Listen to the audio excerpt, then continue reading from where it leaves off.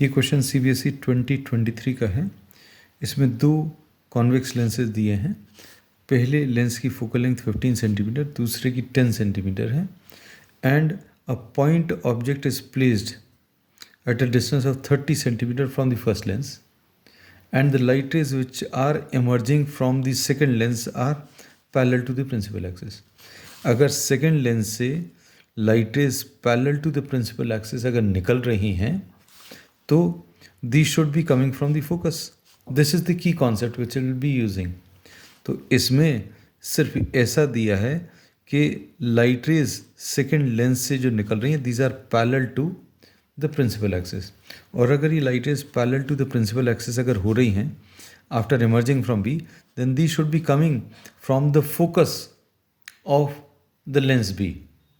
अब हम लोग सबसे पहले क्या करेंगे, we will be trying to find out the image distance for the first lens. First lens में u की वैल्यू -30 है, f की वैल्यू 15 है, तो 1/f is equal to 1/v minus 1/u अगर इसमें रखें तो फोकल लेंथ इसकी 15, v 1/v, u की वैल्यू -30 है।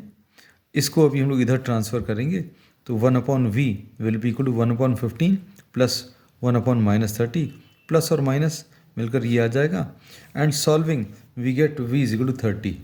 इसका मतलब ये है कि पहले लेंस ने जो इमेज बनाई है वो